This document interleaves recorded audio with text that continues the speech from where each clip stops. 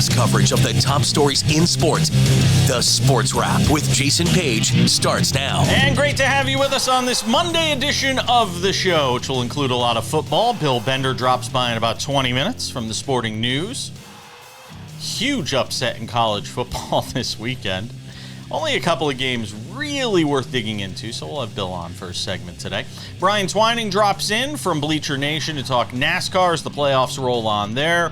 Raleigh continues to add to his record-setting home run total. We'll get to that as well. The U.S. Open and a whole bunch more. But boy, are we glad the NFL is back, Sam Yarnell. What a weekend. What a week one. We can only go down from here. It can't possibly get better than what we saw in week one, Sam. For the record, 3-1 in Page versus the Prince. Sam was 2-2, continuing his trend of mediocrity. But hey, it's week one. You take what you can get in week one because things can just go anywhere and go haywire. We got to start out with the Ravens and Bills. And I wasn't planning to spend a whole segment on one game with so much to talk about from the NFL. But Sam, to me, this game, and this is not a shot at the Bills, and frankly, it's a compliment to the Bills. Everything about this game is about the Ravens. Everything to me about this game worth discussing is the Ravens, because that's the story. Because here's what we know about the Bills. They're going to win a lot of games. They're going to win their division. They're going to make a deep run in the postseason. How deep, we don't know. A lot of that is matchup predicated and where you are at that time of the season, injuries, all of that stuff. We know what the Bills are. They're a great football team. But what we know about the Ravens is this is supposed to be a Super Bowl team. And it is supposed to have been a Super Bowl team now for the last few years with an MVP quarterback, multi-time winning MVP quarterback, with a future Hall of Fame running back in Derrick Henry, with potentially a future Hall of Fame coach in John Harbaugh. And you go out last night with a 15, 16-point lead, 8 minutes left. You got fans leaving. You've got the Bills right where you want them. You're making a statement on opening night, and then you throw up all over yourself in the final 8 minutes. After dominating this game for 52 minutes. This is about the Ravens. This is everything that embodies what this iteration of the Ravens have been, Sam. And they just invent new ways to lose games. And I don't know. And look, if you're a fan, maybe you just chalk it up as one game. And hey, what about the first 52 minutes where we dominated? We took our foot off the gas pedal, all those things, Sam. I'm at a loss for words as to how that team lost that game last night. Yeah, I'll get to the Ravens in a second. This game was really just about how great and one of one and the best player in football Josh Allen is, and I'll get to that in just a second too, because you mentioned off the top the Page versus the Prince thing, and yes, Jason, I was 2-2 on the show this week, but people, this is why it pays to follow me on social media. I gave out a bet in every single game on Sunday, and we went 9-4 in those bets. You basically made money any which way you tailed. To the Josh Allen point, he is the best quarterback in the league. We're done I'm sorry, people can continue to have this Lamar versus Josh conversation. It's over. It's done. We're not having it anymore. Look at Lamar's last two performances head-to-head against Josh Allen and compare them to Josh Allen's in those two performances. It's quite frankly dominant. Josh Allen right now is the best quarterback in football, and quite frankly, the second best quarterback in football isn't very close to him. All right, to the Ravens. This is DEFCON 5 on week one of the NFL season, and it wouldn't be if you lost this game any other way. John Harbaugh coached his way out of this game. You have to, one, be able to deal with your star running back fumbling the football after having the performance that he had, and there's a large contingent of Ravens fans that are out here calling Derrick Henry washed the day out. I guess we were watching two different Derrick Henrys in that game, because he, quite frankly, may be the best running back in the NFL. I think that there's a very strong argument you can make for that right now. In year 10 of his NFL career, hold on a second, and he still hasn't surpassed the amount of rushing yards he had in his 4-year high school career. Hold on. This guy does. Hold on, before you continue, I have to not call you out. Are there really people saying he's washed, or are these stupid social media trolls in their mom's basement? I mean, there's still people too, as much as some people may wish they weren't. There's still people too. That's a campaign banner. I don't know why. Maybe it's just because I was reading so much about this Bills-Ravens game, but my algorithm took me so deep into Ravens Twitter last night, and it was all of this, Lamar is the best, and Derrick Henry, what are we doing with this washed running back? Give the ball to Justice Hill. What are we talking about here? Derrick Henry, I would argue, and I think I did fairly succinctly last night, is the reason for Lamar Jackson's recent success. The reason that the Ravens can run the offense that they're running with any semblance of success in the National Football League is solely because of Derrick Henry and no other reasons. They are running the Navy offense. They throw the ball once every 7 plays, and they still manage to hang with the best team in the NFL, the Buffalo Bills. So Derrick Henry, I mean, truly, as much as we can say that, Lamar lets this team down again, which he does. John Harbaugh can't coach his way out of a phone booth, which he can't. Derrick Henry truly put on a show last night, and I know his team didn't win, so it's not going to get as recognized as it should. But I'll tell you what, this Bills fan gained another level of respect for the all-time great running back last night. Can I sneak in a thought? It's a play that'll go unnoticed in the overall scheme of everything that happened last night. What really the kind of stuff that impresses me about Josh Allen, that play at the end of the first half, where you've got just a few seconds left on the clock, in a game that you win with the last second field goal, that 3 that they stole at the end of the first half, where everybody thought they were going to chuck it downfield, and he throws a pass to the sideline with less than a second left, and they're able to get out of bounds and steal a quick 3 there at the end of the first half. Those are the plays. Forget the arm and the athleticism. We all know that by now. It's those plays that I look at in the growth of Josh Allen and say, he gets it. He gets it up here. And that's the sort of stuff. Real quick. That play was controversial, and man, I was way too on Ravens Twitter last night. Play was controversial. All the Ravens fans were saying that the clock operator manipulated the clock in the middle of that play. Good Lord. Listen, there was questionable officiating yesterday across the league, sure. Jason. We'll have to get to it later in the show. Yeah, if not later in the show, then tomorrow. We've got Tuesday leftovers that we're going to have to pick up the pieces on because we obviously can't do an entire show of the NFL. Otherwise, everybody not interested in the NFL is going to tune out the show. So we can't do that. 3 quick things on Bills Mafia, if I may say real quick. You cannot throw a water bottle at Derrick Henry as he crosses into the end zone for a touchdown. That guy should be thrown out for life. Fans leaving early, that's a bad job. 3, you cannot hit Lamar Jackson and DeAndre Hopkins in the head as they're walking off the field and not expect retribution.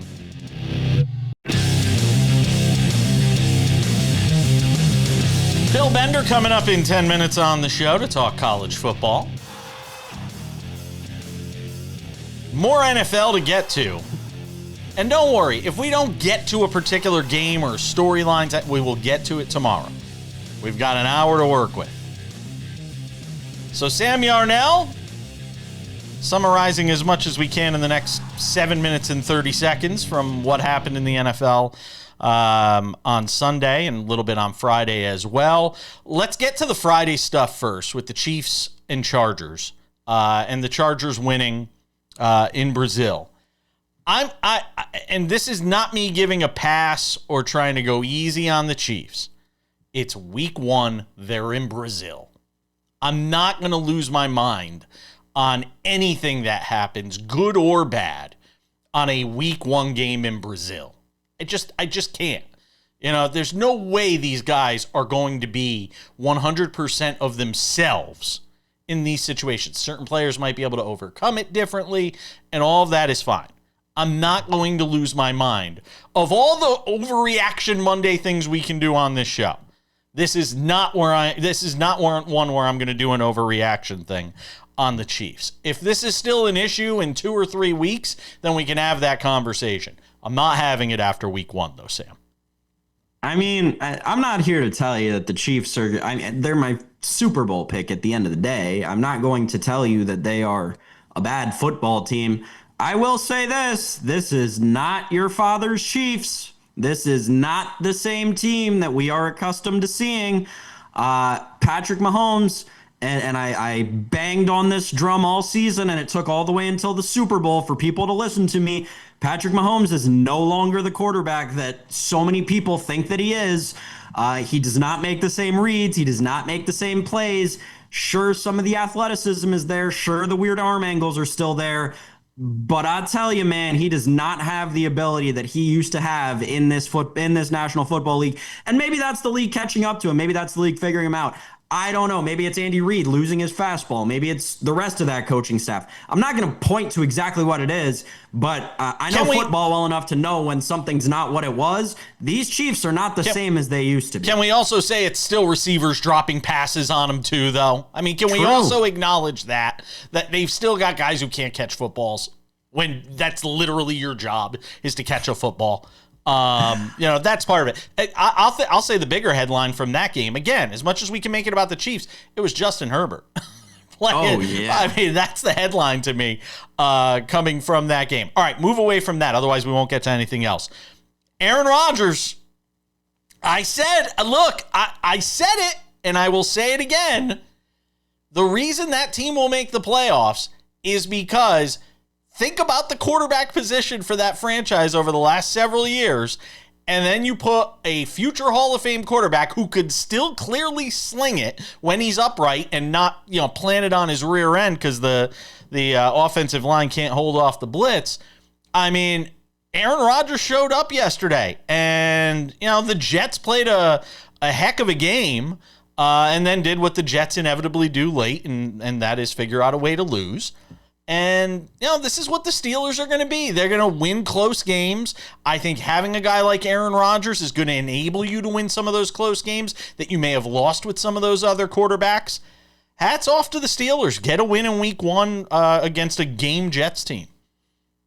I'll see your Aaron Rodgers and I'll raise you Justin Fields because I told you Justin Fields would be good, Sam. Yeah, this game impressed on multiple levels. I'm so glad that Aaron Rodgers came out and did this in week 1. I can't wait to sell. I really like all the Aaron Rodgers stock. Give me all of it so I can sell it all next week because everybody's going to be buying right about this time. Do I think that the Steelers are going to win a lot of games this year because of week 1? No. Do I think that the Jets are going to lose a lot of games this year because of week 1? No. This was a very weird game. The only game in the non-primetime windows that went over the listed total. This game, we said going into this week that there would be one game that just doesn't make sense. I'm choosing this as that game. You're not choosing Indy and Miami? No. I mean, I know we all thought Miami, that this could be a train wreck, and it was in week 1. But Daniel Jones playing that well in week 1? I mean, really? Back to Danny Dimes from like 3 years ago? Like, really? We saw that coming? I don't know if anybody saw that coming. People forget that this guy is 2 weeks removed from winning a quarterback competition with a top 5 overall pick from 3 years ago. Well, that's as much an indictment on Anthony Richardson as it is anything. Is it, though? Yeah. I don't know. I think that, there's a reason the Vikings and that prolific offense signed him last year after the Giants let him go. The change of scenery cannot be understated for how important it was to Daniel Jones' career. And I am glad that I, fantasy-wise, invested in a lot of Colts this year. All right. I know we wanted to get to Green Bay and Detroit, so in the final 2 minutes here, let's talk about that. Because, look, we all know Green Bay's defense is going to be a juggernaut this year. And, boy, was it. I still don't think – I am not going to go and sell all my Detroit Lions stock based on one game. Again, this game to me is as much about how good Green Bay is and will be throughout the season. But that team, as great as that defense is, that team, by the end of the year, they're not going to win a Super Bowl strictly because of a defense. Jordan Love is still going to have to make plays. And while they, were impressive in week 1, and that's all great, I still need to see it from Jordan Love in a big spot. The same way I needed to see it from Lamar Jackson in a big spot. The same way I still need to see it from, a lot of these young stud quarterbacks that we have in this league that are hoping to get over get to the mountaintop, Sam. But thoughts from you on Green Bay and Detroit in the final minute here? All Jordan Love's got to do is be a game manager to get this team to a Super Bowl. That defense is insane. And the most mind-boggling part of it all to me, Jason, is that Micah Parsons played like 40-something% of the defensive snaps. I want to say maybe it was in the high 30s even. Micah Parsons was barely out on the field, and he was still a game wrecker. A pass rush is going to give offensive coordinators nightmares. Against what I would call, as an offensive line aficionado myself, one of the better offensive lines in the National Football League. And the Green Bay Packers looked like they were playing against a JV football team out there. It's going to be fun to watch this Green Bay defense this year. It is. They've got something very special there. Super Bowl contenders for sure. But I'm not going to do the crazy overreaction stuff on Monday. I'm just not doing it, not in week 1, because I said it on Friday. Teams don't know they suck yet.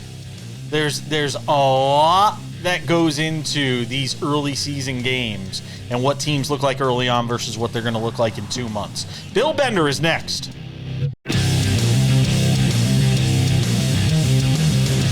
Coming up in 10 minutes, the weekend in Major League Baseball. Talk about that a bit. Cal Raleigh doing Cal Raleigh things. Yankees getting a little closer in the AL East. But more football now with Bill Bender, who joins us on Mondays to talk college football. Sporting News does a great job there. There are those rare moments on the weekends, Bill, when even I have to text you and harass you on the weekend, which I will get to in just a moment. But first, a thought on, there's only a couple of games I really want to get into, and one of them is Oklahoma, who beats Michigan. Mateer throws for 270, a score. They run the football pretty effectively. What is this win? We're going through this theme today on the show about, trying to figure out where the focus should be in some of these games. For me, it's all about the Ravens. It's really nothing about the Bills because we know the Bills are good. We know what the Bills are going to be. To me, the Ravens, that Ravens-Bills game is as much about the Ravens as it is anything. Detroit and Green Bay. It's less about Detroit. It's more about Green Bay. And I know you're thrilled about those Packers. To me, as much as we can talk about Oklahoma here, what does it sort of say about the state of affairs and where Michigan is with what took place in that game? Well, I mean, not an unexpected result. I think Sharon Moore is going to have to take a hard look at how they want to be offensively with Bryce Underwood. I thought they were way too conservative. It's easy to say, let Bryce cook and all of those kind of things that kids say these days, but he's not quite ready. I mean, he needs to develop as a passer, especially down the field, but that's the price you pay with a 5-star quarterback. There are going to be ups and downs, and John Mateer looked like a guy that played a lot of football. Bryce Underwood looked like a guy making his first road start against a ranked team. But I don't think Sharon helped him. I think that when you get their game plan, Jason, was we're going to play it conservative. They got behind by 2 scores, then let a freshman try to lead you back. That never works. So I think they're going to have to go up tempo, recruit some receivers, and they're not going to be there yet this year. But I think Bryce Underwood has some signs for a bright future. Does that schedule, in a typical year, you might argue, well, can you really afford to be learning on the job throughout the season when you're playing for a Michigan? But to me, their schedule sort of lends itself to him being able to do that. Am I wrong? No, he'll be fine. And I think these next 2 games without Sharon Moore on the sideline are going to be interesting.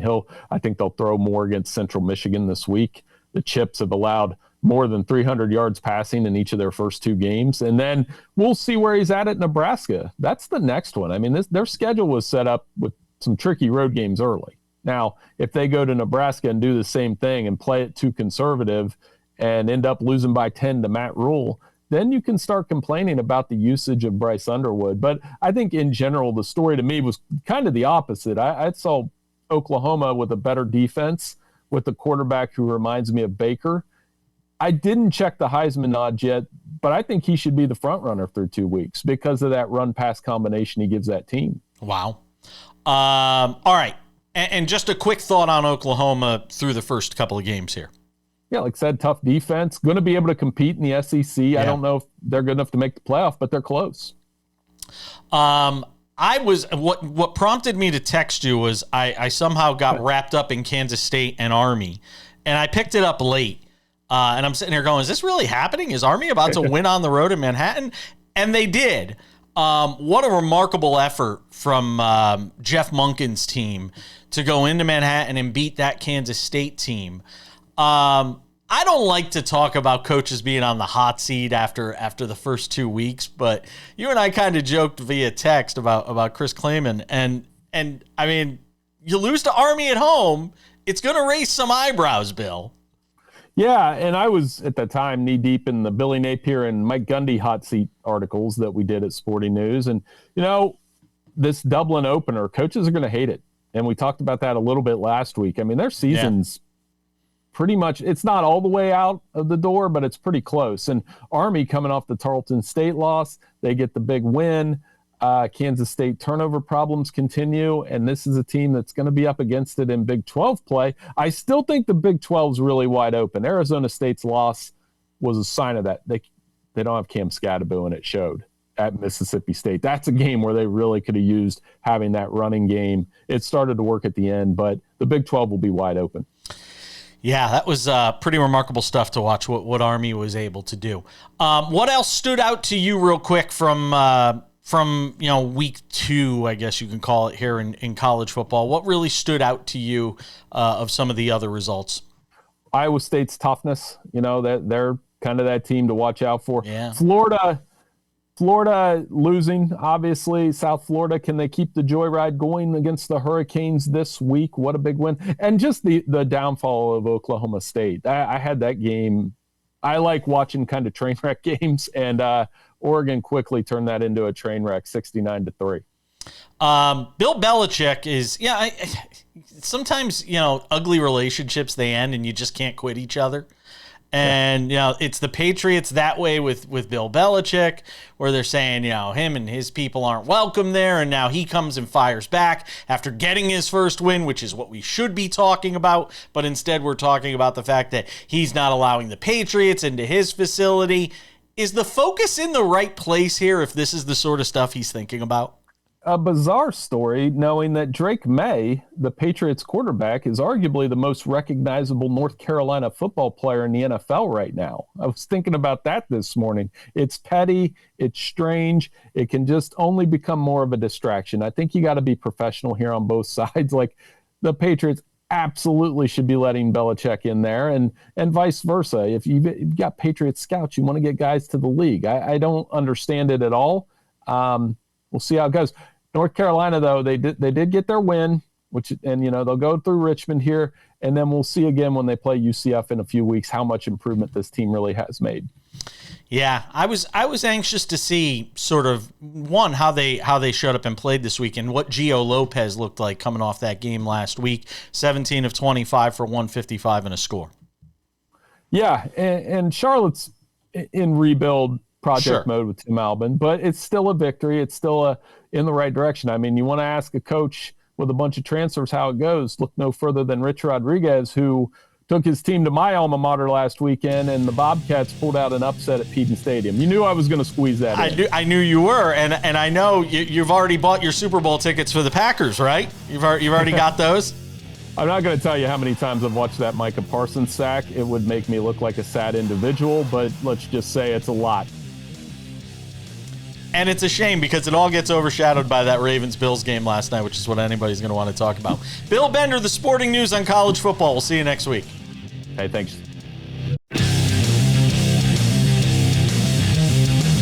Coming up in 10 minutes, we talk NASCAR. Bleacher Nation's Brian Twining hangs out with us on our wraparound segment. Friday with Tino Patino. Mondays with Brian Twining. Exciting finish in St. Louis yesterday as the playoff picture becomes clearer. But first, some baseball. You didn't think we'd forget baseball. Not in a million years. Even with all the football, we're going to get a baseball segment in this show if it kills me, Sam Yarnell. You got wild card chases, playoff races. You've got, pennant races here. You know, 3 divisions still up for grabs. Toronto 2 up on the Yankees after the Yankees take 2 of 3 from the Jays this weekend. Thank you, Max Scherzer, for tipping your pitches. We appreciate it. You've got the Astros 2.5 up on the Mariners, who we'll get to in a moment, and the Dodgers still just a game up. We all thought it was a fait accompli when the Dodgers swept the Padres a couple weeks ago. Now you turn around, the Padres just like a bad horror movie. You can't kill them. They're only a game back there in the NL West. But Sam, we were just talking off air for a moment about you think the AL West. I think as much as, you know, everybody will say, oh, they're only 2 back in the loss column. With Yordan Alvarez back, I don't see any way the Astros are losing that division. Yeah, I 100% agree with you, Jason. And you know, the comment I made to you was I think that the Seattle Mariners are closer to missing, I mean, numbers-wise they are, closer to missing the playoffs than winning that division. It is just it's crazy how for so many months of the season leading up to the trade deadline, we were like, well, this is the Seattle brand of baseball. They can figure out how to fix this brand of baseball just a little bit. They'll probably be World Series contenders. And then they did. They actually fixed it for like a month and a half. And that just totally unraveled in the last 2 weeks. And now they're right back where they started, just clinging to playoff hopes. I still don't have a lot of faith. I know they've won 7 of 10. I still don't have a lot of faith in the Rangers and Royals, though, to overtake the Mariners. I still feel like it's the Mariners, Red Sox, and Yankees. And I think some of that is a product of the fact that just, you know, the Rangers have been depleted, injuries, you know, that sort of thing. I still think the Mariners wind up squeaking in and making the playoffs. And I hope they do for the sake of that fan base, because I love that fan base in Seattle. Love you guys watching us over on Root Sports, by the way, as well. Cal Raleigh hits home run number 53, Sam. Now, I have to admit, before I should have done my due diligence here. I'm going to do it in real time, though. I have not looked at the MVP race over the last couple of days. It's insane to me. Minus 300. Judge is now minus 360 and Raleigh's plus 240. And I don't understand why, because Aaron Judge right now, especially over the last couple of months, isn't even the most valuable player on his team. Which is, it is completely baffling to me, Sam Yarnell, that we're having this conversation about Cal Raleigh versus Aaron Judge. And I know the batting out, and I know I waffle back and forth on this thing, which is probably why you're laughing. But to me, Cal Raleigh, you know, with 53 home runs on a Mariners team that is fighting and clawing to get into the postseason, versus Aaron Judge, who's had a very pedestrian last 2+ months. And Cody Bellinger really has been the guy that's been the steady presence on that team this year. You know, in between spurts from Giancarlo Stanton and Trent Grisham doing what he's doing. Cal Raleigh, to me, I'm back on the Cal Raleigh MVP train at plus 240. And I don't think he's going to win it, but damn, man, he should. Yeah, he's not. It is Aaron Judge's award. I think that there are a multitude of reasons why. I mean, I agree with you. I don't know if it's necessarily Judge's award to have, right? Quite frankly, I think that there was not enough credit given to Tarek Skubal or even like Garrett Crochet. We did not give the pitchers enough credit in a year where I think that there could have been a very strong argument for a pitcher to win MVP. But yeah, Judge will win it because he stopped hitting 200. Like the numbers over the last month went from 200 to like 220 now. He's hitting like whatever 300 over the last week or something. So he's going to win it. He's going to win it because he plays in New York. I mean, let's call a spade a spade. We haven't been for so long. You're talking about a guy who plays in New York versus a guy who plays in Seattle. The guy who plays in New York is going to win it.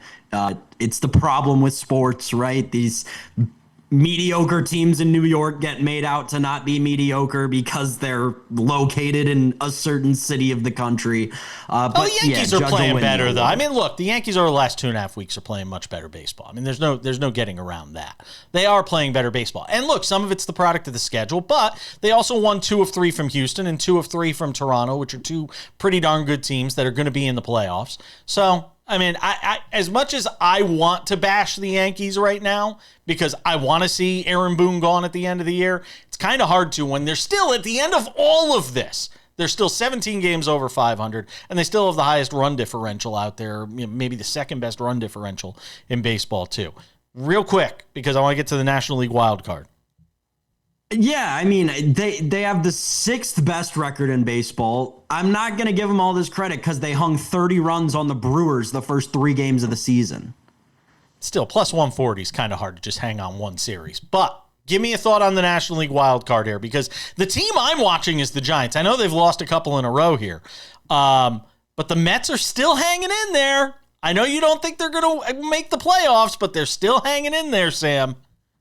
You're right, I don't. So much so that a bet that I chose to place during this segment is the Mets to miss the playoffs. How much this is a it? team What's the number? That What's is the number on it? absolutely reeling right now. They're struggling to play 500 baseball, and now they've got to go up against a crazy schedule over the last 3 weeks of the season. Give me the Mets to miss the playoffs. What a disaster in Queens. What's the number on the Mets right now to miss the playoffs?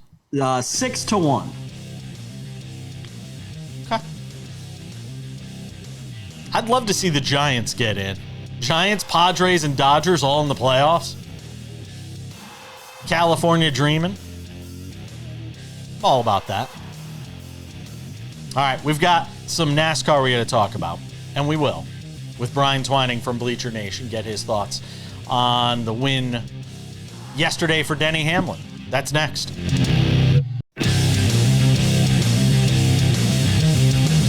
All right. 10 minutes from now, Odds and Ends wraps up the show. But if it's a Monday on this program, it means we're talking NASCAR. And we're bringing in our friend Brian Twining to help us with that. Does a great job with Bleacher Nation. Check out his fine work there. Well, Denny Hamlin picks up a win, Brian, in St. Louis over the weekend. It's still weird they call it the Enjoy Illinois 300 and then it's in St. Louis. It's yeah, whatever. 100%. I know. It's one of those things. So Denny Hamlin gets the win. I happened to turn on the race because look, it's hard. It's competing with so many things yesterday between the U.S. Open tennis, I'm watching the Yankees. I've got the NFL on. I mean, there's so much going on.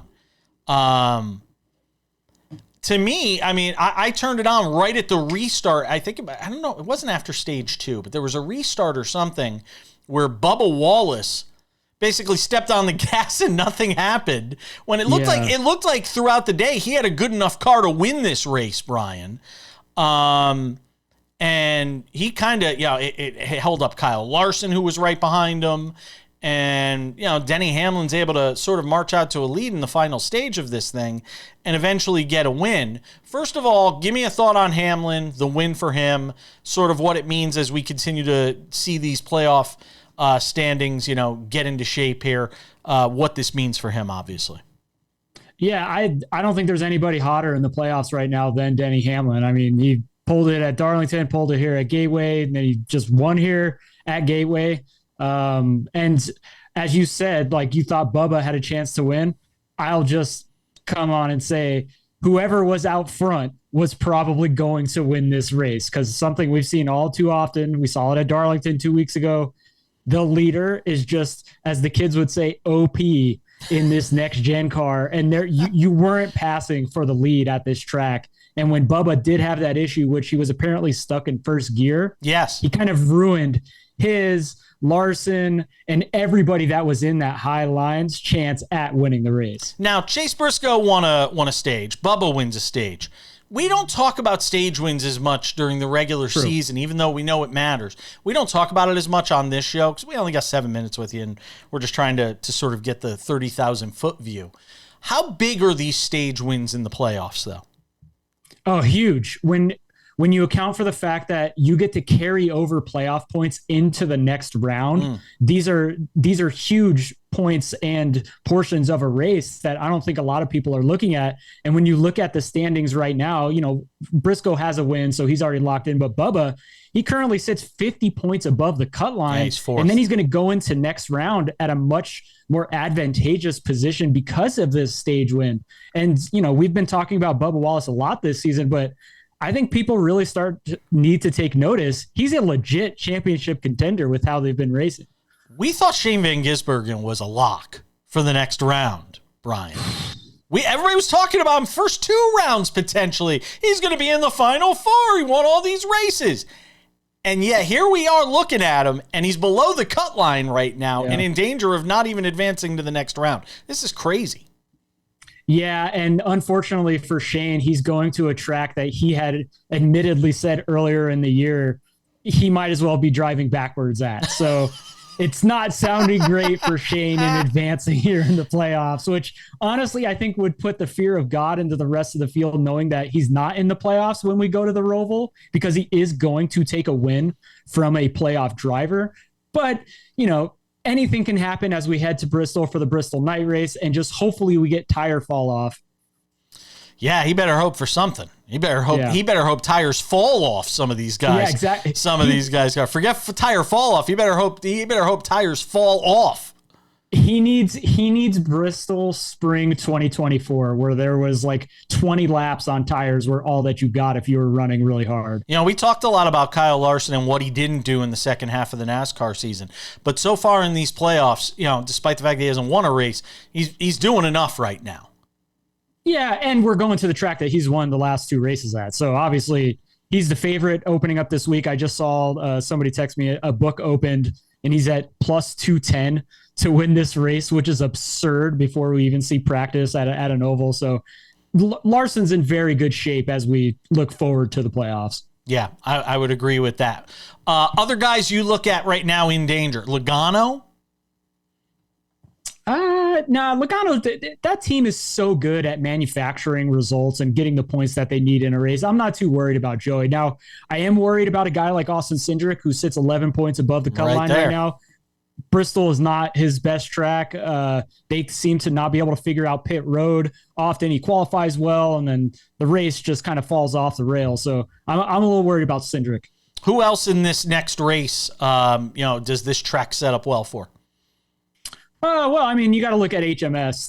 They're just, after Darlington's disappointment, they came here at Gateway, and they all wound up looking decent enough to compete inside the top 10. And then Alex Bowman, this is one of his better tracks. So despite him sitting 35 points below the cut line, I think he has a legit shot to go out here and perform really well, and potentially with team orders, take a stage win or something of that nature and wind up advancing here in the playoffs. Denny Hamlin with the 5th win of the year. Real quick here in the final 30 seconds. Crazy. That's my thought exactly. That's where I am too. Yeah, I played under 3.5 wins for Denny at the beginning of the season with the way that he ended 2024. So to see him doing this again, basically in his revenge tour on NASCAR with this whole lawsuit still going on, it's pretty impressive. Yeah, it is. Bristol next weekend. We'll see how it all shakes out. Hopefully we'll connect next time you're back out here in Vegas, my friend. Thanks for hanging out with us on the show as always. Brian Twining, Bleacher Nation. Thank you, my friend. We'll talk to you next week. Thanks, Jason. Take it easy. We're coming back with more Sports Wrap on this Monday. Odds and ends, the U.S. Open, and Philly's Karen, of course, next.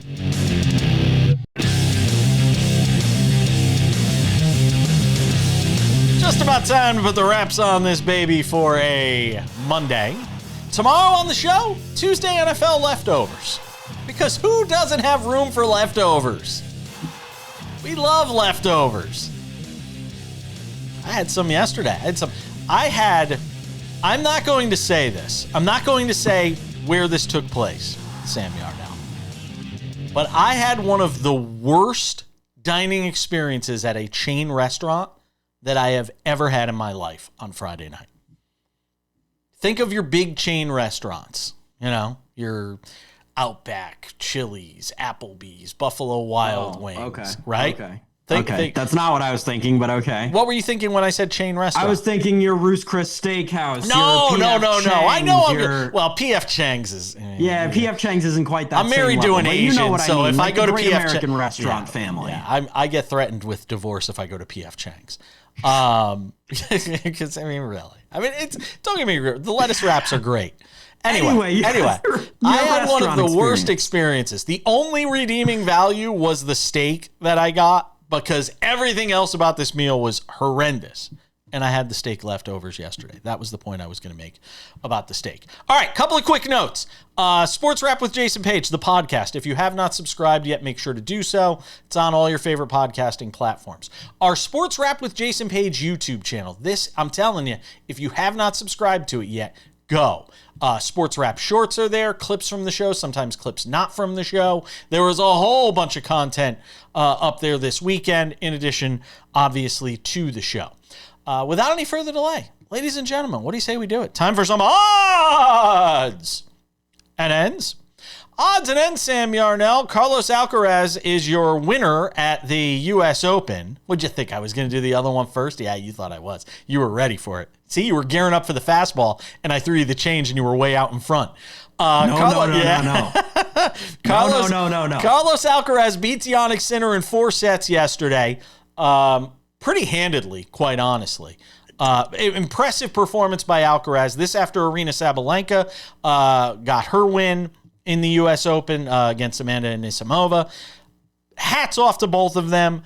In the case of Alcaraz, certainly the number 1 ranked player in the world, deservedly so. But the fact remains, the last 2 years, every major winner has either been Sinner or Alcaraz, and it's going to be that way probably for the next several years because I don't see anybody challenging these guys. Well, in 3 straight major finals, we've had these two meet in the major final.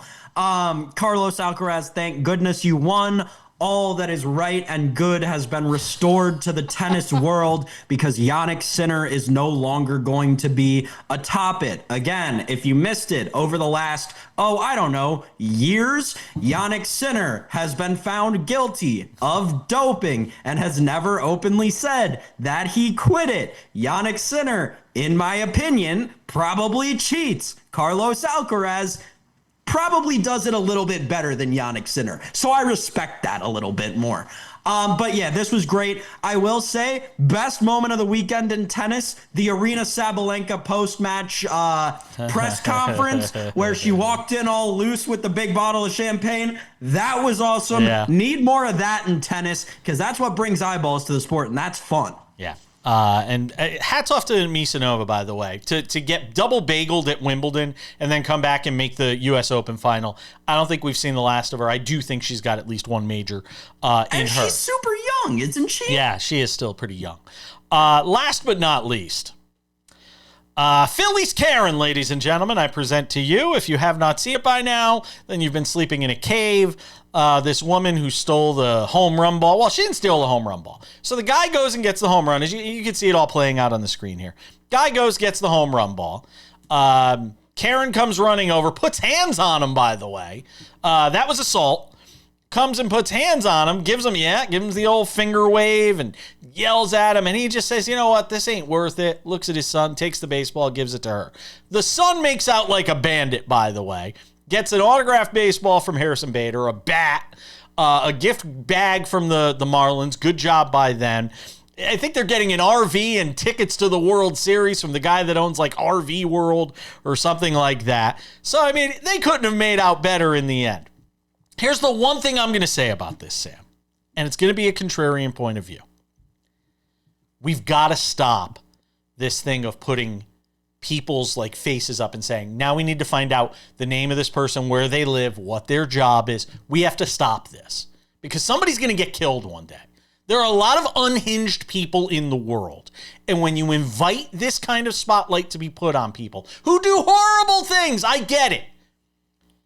I am not a fan. I am very uncomfortable with where this is going in our society of basically, doxing people and doing this sort of thing. I have a big problem with it. Go ahead. I mean, it's not a hot take. It's a take that I've heard before. I don't think it's, that necessarily contrarian. What I'll say is this. The counter to that is pretty simple. Hey, don't go out in public and be stupid and a nuisance. And these kinds of things won't happen. I don't think that's too big of an ask, especially from this lady who, once everybody, first of all, got booed out of the stadium, rightfully so. Second of all, flipped off the whole section. Yes, she did. Absolutely hilarious. Yep. Third of all, tried to fight another fan who was in the next section over. I mean, the lore behind this whole thing is just endless to me. This, to me, it's like drugs. I can't get enough of it. I want more of this story. I want to know her name. I want to know where she works. That's why all these things happen. We don't need to know this. Just let it go. Like the song says, let it go. Did you see they misdoxed her? They doxed the wrong person. Yes, I saw that. And that's the problem. That is exactly the problem. Thank you to Bill Bender and Brian Twining. You, Sam Yarnell. We'll see you tomorrow.